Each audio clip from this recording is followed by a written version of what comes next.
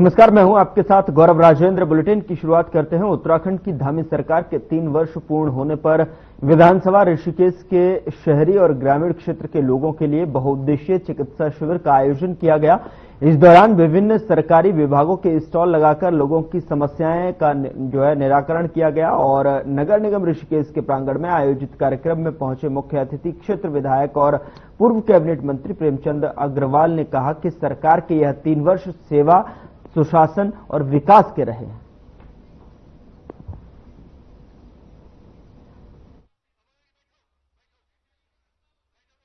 सरकार के 3 वर्ष पूरे होने पर जो है जन सेवा थीम पर आधारित जो राज्य सरकार के निर्देश हैं, विधानसभा ऋषिकेश का यहाँ पर कार्यक्रम आज चल रहा है और इसमें एक बहुउद्देशीय शिविर और निःशुल्क चिकित्सा शिविर भी साथ साथ में चल रहा है, जिसमें कि विभिन्न प्रकार के जो योजनाएं हैं हमारी केंद्र सरकार की, राज्य सरकार की, विभिन्न विभागों के स्टॉल यहाँ पे लगाए गए हैं और उनके लाभार्थी जो जिन्होंने उनका लाभ लिया है उनको भी यहाँ पर मंच पर बुलाया गया, सम्मानित किया गया।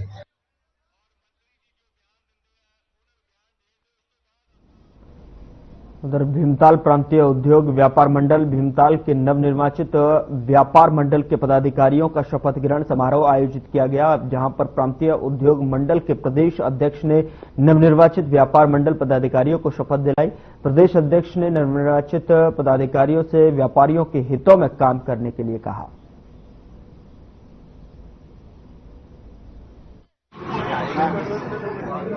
व्यापार प्रतिनिधिमंडल का शपथ ग्रहण समारोह है। हम सब व्यापारियों ने एक बहुत संघर्ष किया, इन चुनाव में हमने बहुत मेहनत करी है और हम सब व्यापारी लोगों के लिए हमेशा आगे कार्य करते रहेंगे, क्योंकि व्यापार एक ऐसा सीधा माध्यम है जो जनता से हमेशा जुड़ा रहता है, जनता के हर सरोकार में वो सहभागिता निभाता है। तो हम लोगों का प्रथम प्रयास ये होगा कि हम जो भी अपने व्यापारियों की और जनता के बीच इसमें सेतु का काम करें और मिलकर इस भीमताल के विकास के लिए सतत प्रयास करता रहेंगे, क्योंकि ये एक पर्यटन नगरी है तो इसमें व्यापारियों की भूमिका बहुत अहम होती है। हमारा पूरा प्रयास रहेगा कि हम इस पर्यटन नगरी में अपना पूर्ण व्यापारिक योगदान दें और इस व्यापार मंडल के हर कार्य में, हर उसमें अपनी सहायता पूरी तरह निभाएं। खबर पौड़ी से है, जहां पर स्वास्थ्य विभाग द्वारा स्वास्थ्य व्यवस्थाओं को बेहतर बनाने के लिए राष्ट्रीय बाल स्वास्थ्य कार्यक्रम के तहत जनपद के 15 ब्लॉकों के चिकित्सा अधिकारियों, फार्मासिस्ट तथा एएनएम को 2 दिवसीय कार्यशाला आयोजित का प्रशिक्षण दिया गया। और आपको बता दें कि राष्ट्रीय बाल स्वास्थ्य कार्यक्रम के तहत विकास भवन सभागार में आयोजित 2 दिवसीय कार्यशाला में आरबीएस के वेब पोर्टल, रिपोर्टिंग फॉर्मेट और मोबाइल हेल्थ टीम के संबंधित जानकारियां भरा प्रशिक्षण दिया गया। और एनएचएम के जिला नोडल अधिकारी एवं एसीएमओ और डॉक्टर रमेश कुमार ने बताया कि इसके साथ ही प्रशिक्षण के दौरान एनीमिया मुक्त भारत अभियान को लेकर T3 यानी कि टेस्ट, ट्रीट और टॉक कैंपेन की जानकारी के साथ ही T4 यानी कि ट्रैक करने को लेकर भी प्रशिक्षण दिया गया।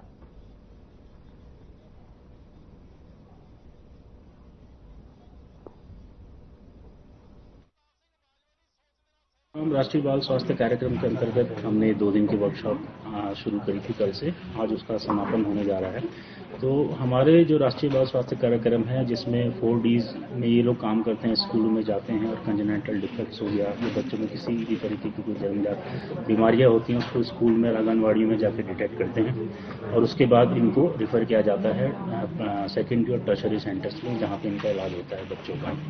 तो और अब इसमें ट्रेनिंग ये थी कि हमारी जो आरबीएस के में जो पोर्टल एक लॉन्च हुआ था हमारा, तो उसकी ट्रेनिंग हम इसमें कर रहे हैं, क्योंकि इसमें हमारे जो प्रतिभाग कर रहे हैं मेडिकल ऑफिसर्स हैं, इसमें लेडी मेडिकल ऑफिसर्स हैं, फार्मासिस्ट और एएनएम्स हैं, ताकि पोर्टल को में डे टू डे की यहाँ पे इसमें जानकारी दी जाए। साथ ही साथ हमने एनीमिया मुक्त भारत के बारे में भी अभी एक ओरिएंटेशन करवाया था, क्योंकि इससे पहले हमारा T3 कैंप चल रहा था जो कि सबसे सक्सेसफुल रहा हमारे पौड़ी गढ़वाल का। सर, हमारा यहाँ पे 2 दिवसीय प्रशिक्षण था। राष्ट्रीय बाल स्वास्थ्य कार्यक्रम की जो टीमें हैं 15 ब्लॉकों में, तो सभी टीमें यहाँ पे उपस्थित हैं, जिनमें चिकित्सा अधिकारी, फार्मासिस्ट और एएनएम हैं। तो यहाँ पे जो कार्यक्रम के तहत जो वेब पोर्टल है उसमें जानकारी कैसे फीड करनी है, कैसे जो विजिट कर रहे हैं, कैसे स्क्रीनिंग कर रहे हैं, वो सारी चीजें उसमें फीड होती हैं, जिस डेटा का उपयोग कोई भी कर सकता है। उत्तराखंड कृषि उत्पादन विपणन बोर्ड कर्मचारी संघ और उत्तराखंड मंडी समिति कर्मचारी संघ के सदस्यों ने रुद्रपुर मंडी भवन के गेट पर सांकेतिक धरना प्रदर्शन किया। बता दें कि कर्मचारी संघ ने मांग रखते हुए दुकानों और संपत्तियों को लीज से फ्री होल्ड में परिवर्तन किया और आपको बता दें कि विभागों के कर्मियों को मंडी विभाग में समायोजित करना, बोर्ड की निधि को राज्य पदों में शामिल करने की मांग की है। तो वहीं कर्मचारी संघों का कहना है कि वे लंबे समय से इन मुद्दों को सरकार के समक्ष उठा रहे हैं, लेकिन अब तक कोई ठोस कार्रवाई नहीं हुई।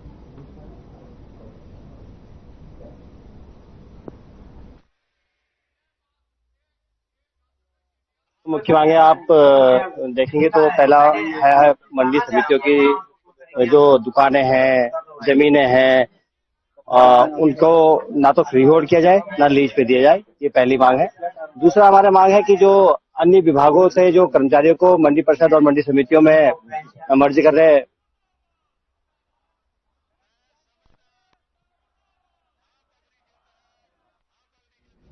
उधर अल्मोड़ा नगर में बिगड़ती यातायात व्यवस्था को सुधारने के लिए अब एसडीएम ने खुद कमान संभाली है। डीएम के निर्देश पर प्रशासन, पुलिस और नगर पालिका के अधिकारियों ने आज संयुक्त अभियान चलाया। अभियान के तहत मुख्य बाजार क्षेत्र में सड़क किनारे बेतरतीब तरीके से पार्क के किए गए वाहनों पर चालानी कार्रवाई की गई है। साथ ही आपको बता दें, चेतावनी भी दी गई है, भविष्य में नियमों का उल्लंघन करने पर कड़ी कार्रवाई की जाएगी।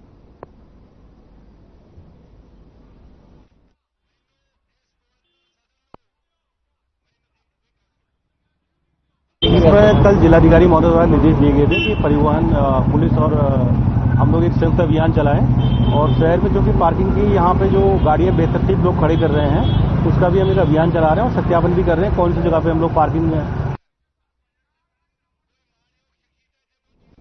उत्तराखंड की राजधानी देहरादून में बढ़ता ट्रैफिक जाम एक बड़ी समस्या बना हुआ है, जिससे निपटने के लिए पूर्व में भी प्रशासन की ओर से समय समय पर ठोस कदम उठाए जा रहे हैं। आपको बता दें कि वहीं नवनियुक्त एसपी ट्रैफिक देहरादून लेखजीत सिंह ने पदभार संभालते हुए अपनी प्राथमिकताएं मीडिया के समक्ष रखी।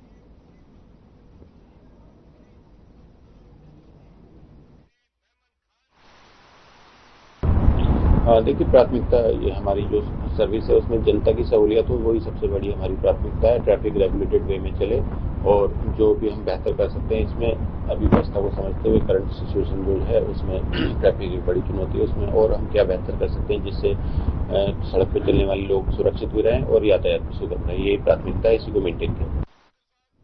उत्तराखंड की विश्व प्रख्यात चारधाम यात्रा जल्द शुरू होने जा रही है, तो वहीं परिवहन विभाग के लिए प्रदेश भर में लगातार हो रही सड़क दुर्घटनाएं चुनौती का विषय बनी हुई हैं। ओएनजीसी चौक पर हुई दुर्घटना में 6 लोगों ने अपनी जान गंवाई। राजपुर में 4 जबकि लच्छीवाला टोल पर हुए सड़क हादसे में 2 लोगों ने अपनी जान गंवाई। चारधाम का सीजन भी आने वाला है, आने वाले यात्री भी बढ़ेंगे और पर्यटक भी बढ़ेंगे, तो उसको देखते हुए जो हमारी रेगुलर टीमें हैं उसके अलावा अतिरिक्त दल भी लगाए जा रहे हैं। जैसे देहरादून शहर में ये जो हमारा मसूरी मार्ग है वहां पर एक अतिरिक्त दल लगाया जाएगा। इसके अलावा जो अन्य मार्ग हैं उस पर भी एक एक दल की अलग से तैनाती की जाएगी, जिससे कि कोई भी। खबर देहरादून से है, जहां पर चारधाम यात्रा के कपाट खोलने की तिथियां घोषित होने के बाद 20 मार्च से श्रद्धालुओं के रजिस्ट्रेशन की प्रक्रिया शुरू हो गई है। बता दें कि आगामी 30 अप्रैल को गंगोत्री और यमुनोत्री धाम के कपाट खुलने के साथ ही चारधाम यात्रा का आगाज हो जाएगा। तो वहीं यात्रा को लेकर जहां एक और सभी विभाग तैयारियों में जुट चुके हैं, तो वहीं दूसरी ओर गढ़वाल मंडल विकास निगम के गेस्ट हाउस को भी श्रद्धालु बढ़ चढ़कर बुकिंग करवा रहे हैं। जो भी हमारे गेस्ट हाउसेस चारधाम के रूट पर हैं, उन सभी रूट्स पर इंस्पेक्शन हो चुके हैं और टेंडर भी आमंत्रित हो चुके हैं। क्योंकि बहुत से गेस्ट हाउस ऐसे लेवल पर है जहां पर बर्फ रहती है, तो उसमें काम तो जब थोड़ी सी बर्फ कम होगी तभी किए जाएंगे।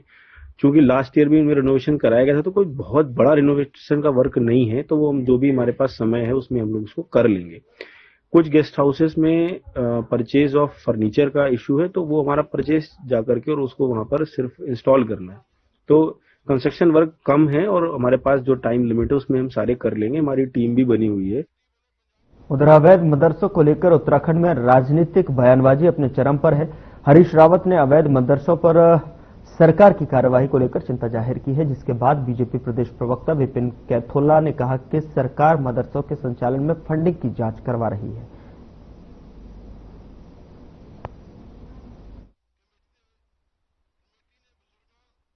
हरीश रावत जी इसलिए भी परेशान है कि क्यों अवैध मदरसों पे जो है कार्यवाही हो रही है, क्योंकि मुख्यमंत्री जी ने और हमारी सरकार ने कहा है, सीधे मुख्यमंत्री जी ने बोला है कि जो फंडिंग कहां से हो रही थी, इस फंडिंग की जांच कराई जाएगी। अगर जो अवैध फंडिंग हो रही है कहां से, किस प्रकार का, किन लोगों का संरक्षण है, तो मुझे लगता है कि हरीश रावत जी को शायद चिंता है कि कहीं ना कहीं ये आंच उनके कहीं करीबी लोगों तक न पहुंच जाए। उत्तराखंड में 4,310 आपदा मित्र तैयार किए जाएंगे जो कि प्राकृतिक आपदाओं के दौरान तत्काल और प्रभावी तरीके से मदद करेंगे। इस योजना के तहत राज्य सरकार ने जो है एक विशेष कार्यक्रम शुरू किया है जिससे आपदाओं के प्रभावी प्रबंधन के लिए स्थानीय समुदायों को प्रशिक्षित किया जाएगा।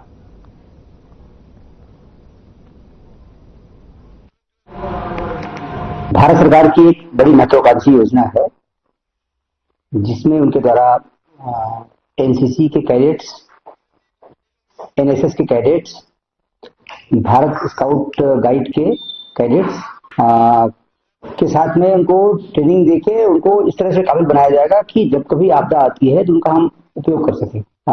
उनकी संख्या कुल जो है लगभग 4,300 के आसपास रहेगी। उसमें डिस्ट्रिक्ट वाइज अपना। उधर संगठन पर्व के तहत बीजेपी ने प्रदेश में मंडल अध्यक्षों और जिला अध्यक्षों की घोषणा कर दी है, तो वहीं अब सभी की निगाहें प्रदेश अध्यक्ष के चुनाव पर टिकी हुई हैं। माना जा रहा है कि मार्च लास्ट या फिर अप्रैल के शुरुआत में बीजेपी प्रदेश अध्यक्ष का चुनाव करा सकती है। बीजेपी प्रदेश अध्यक्ष उपाध्यक्ष ज्योति प्रसाद गैरोला ने बताया कि प्रदेश अध्यक्ष के लिए केंद्र का अलग शेड्यूल होता है।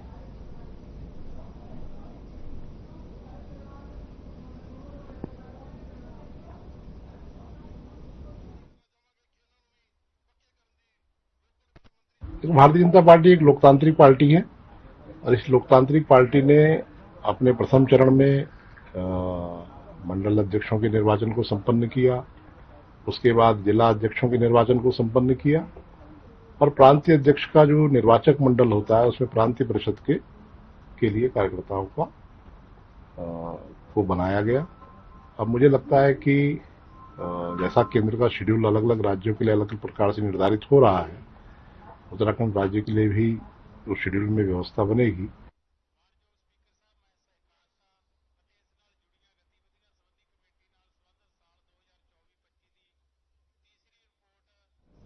उधर किसानों की आर्थिक स्थिति मजबूत करने के लिए प्रदेश सरकार कई योजनाएं चला रही है। इसी के तहत रेशम विभाग रेशम उत्पादन को बढ़ावा देने के लिए रेशम कीट पालन का योजना चला रहा है, जैसे कि जिसके तहत कुमाऊं मंडल के 2,933 काश्तकार रेशम कीट उत्पादन के माध्यम से अपनी आर्थिक स्थिति को मजबूत कर रहे हैं। उपनिदेशक रेशम विभाग हेमचंद्र ने बताया कि कुमाऊं मंडल में काश्तकारों को परंपरागत खेती के साथ साथ रेशम कीट पालन के माध्यम से आर्थिक स्थिति मजबूत कराया जा रहा है।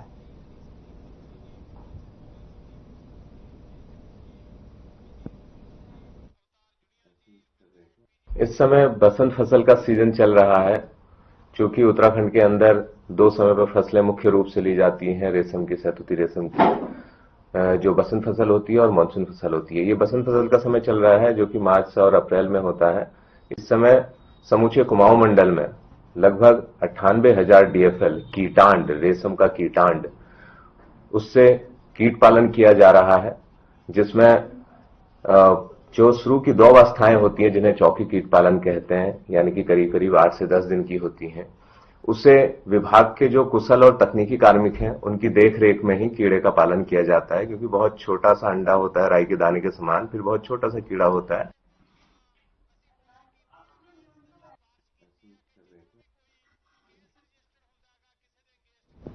उधर गर्मियों के सीजन आते ही अलग अलग तरह की बीमारियां उत्पन्न होने लगती हैं, जिसमें से कुछ बीमारियां आंखों से संबंधित होती हैं। आपको बता दें कि गर्मियों में आंखों का खास तौर पर ध्यान रखना चाहिए। दून मेडिकल कॉलेज अस्पताल के वरिष्ठ नेत्र चिकित्सक डॉक्टर नीरज ने बताया कि गर्मियों के सीजन में आंखों की बीमारी लगना एक आम बात है, जिसमें अभी के समय में स्नो ब्लाइंडनेस जैसी बीमारी के लक्षण आ रहे हैं। इस बीमारी से बचाव ही एक प्राथमिक उपचार है।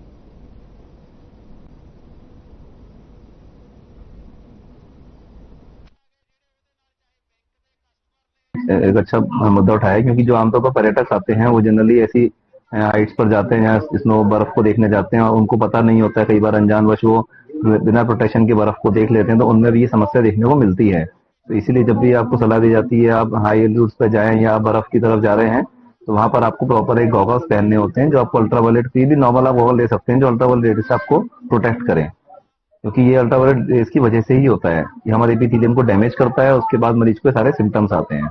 नहीं, मरीज तो देखिए आते रहते जाते, तो क्योंकि हो सकता है कि पहाड़ों पे जो नियर बाय नजदीकी हॉस्पिटल को वो जल्दी रिपोर्ट करते हैं तो वहां पर ज्यादा मरीज आते हों, और मरीजों को आमतौर पर अगर टाइमली ट्रीटमेंट दे दिया जाता है तो ये अपने आप ठीक भी हो जाता है।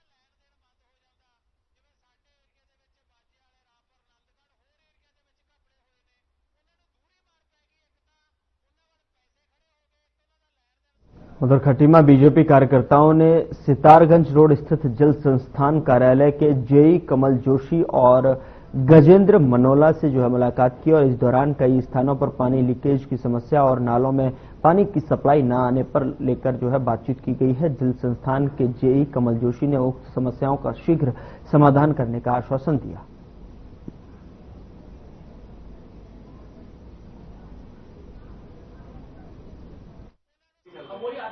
आज खटीमा में जो विभिन्न स्थानों पर लीकेज की समस्या उत्पन्न हो रही है, विशेष रूप से खटीमा क्षेत्र के पंजाबी कॉलोनी में पिछले 1 माह से लीकेज की समस्या थी, जिसको अभी अधिकारी उसको ढूंढ नहीं पा रहे थे। तो हम सभी भारतीय जनता पार्टी कार्यकर्ता आज यहाँ आए और हमने कहा कि जल्द से जल्द जो लीकेज है, बहुत बड़ी लीकेज है, उसको ढूंढकर उसका तत्काल समाधान कराया जाए, क्योंकि वो गली जो है हमारी नगर पालिका के पास से होते हुए और रामपुरा वाली गली से छोटे बाईपास के रूप में चलती है, तो बाजार का ट्रैफिक उसको भी कम करती है और वहाँ पर आए दिन दुर्घटना होने की संभावना बनी रहती है। और ऐसी शहर में विभिन्न जगहों पे पोलीप्लेक्स रोड पर राजीव नगर में भी लीकेज की समस्या है। तो सभी समस्याओं को लेकर हमारी मांग थी कि जल्द से जल्द अपने कर्मचारियों की संख्या बढ़ाकर जल संस्थान लीकेज को बंद करें। उधर पीएम स्वच्छता मिशन के तहत गढ़वाल सांसद अनिल बलूनी और उत्तराखंड वेलफेयर के जो है सोसाइटी के अध्यक्ष हेमंत द्विवेदी की ओर से कोटद्वार के बेस अस्पताल में निःशुल्क सैनिटरी पैड का जो है वितरण किया गया। आपको बता दें कि कोटद्वार के बेस अस्पताल में महिलाओं को निःशुल्क सैनिटरी पैड वितरण कार्यक्रम में शामिल हुए सीएमएस डॉक्टर राजेश पाल ने गढ़वाल सांसद अनिल बलूनी का धन्यवाद करते हुए इस पहल को गरीबों के लिए मददगार बताया।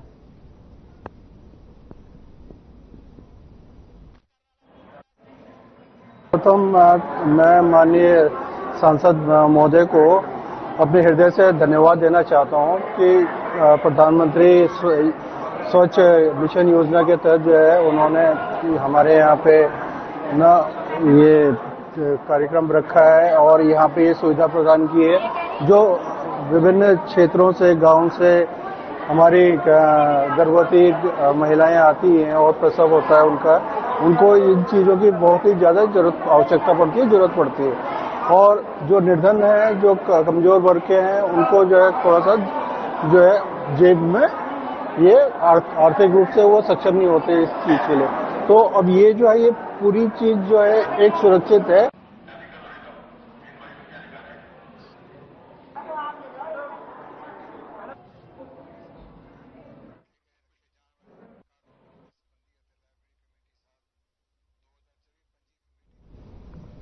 उधर शिक्षा विभाग अल्मोड़ा ने इंटर कॉलेज में सपनों की उड़ान कार्यक्रम का सफल आयोजन किया, जिसमें स्कूली बच्चों ने विभिन्न सांस्कृतिक कार्यक्रम प्रस्तुत किए और शैक्षणिक प्रदर्शनियां भी लगाई।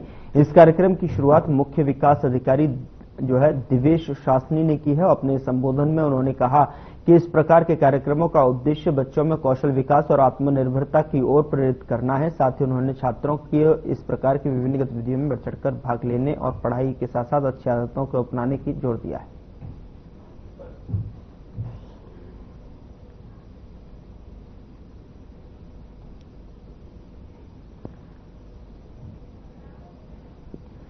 उधर गृह मंत्रालय द्वारा अपराधों के नियंत्रण के लिए और अपराधों के साक्ष्य संकलन के लिए नैनीताल जिले को एक हाईटेक मोबाइल फॉरेंसिक वैन उपलब्ध कराई गई है। आपको बता दें कि अब से यह वैन क्राइम सीन पर एविडेंस कलेक्ट करने के साथ ही हाईटेक सुविधाओं से लैस है, जो कि अपराधियों को सख्त सजा दिलवाने में अपनी महत्वपूर्ण भूमिका निभाएगी।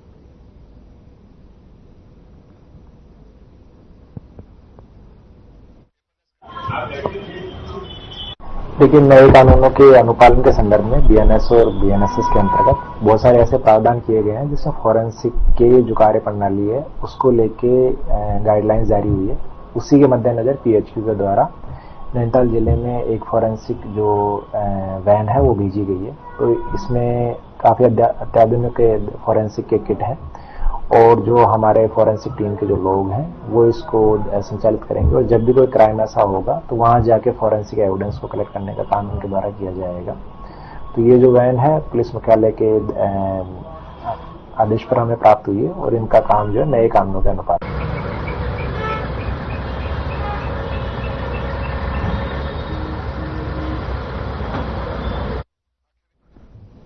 उधर विवेकानंद पर्वतीय कृषि अनुसंधान संस्थान में 50वां कृषि विज्ञान मेला आयोजित किया गया।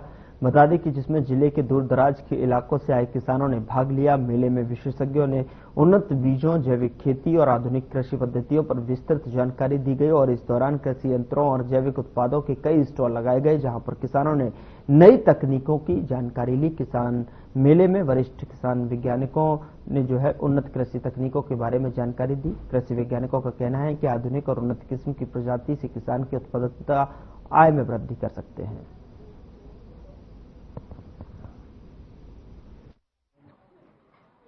देखिए, यहाँ आके बड़ी खुशी है कि इतनी सारी तकनीकें डेवलप की गई हैं कि अगर हमारे किसान भाई बहन इसको अपनाएं अगर तो उनको बहुत फायदा होगा।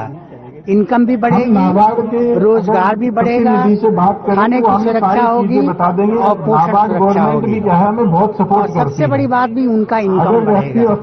तो अब हमारे गांव के युवाओं को बाहर जाने की जरूरत नहीं है, उतना पैसा यही कमा सकते हैं। तो कोशिश करें कि ये टेक्नोलॉजी जो है, ये तकनीकी हमारे किसान भाइयों तक जाए और वो इसका लाभ उठाए।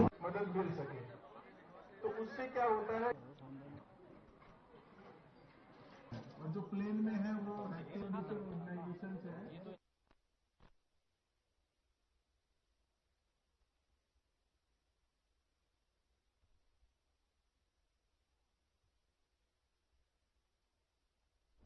फिलहाल बुलेटिन में इतना ही। नमस्कार।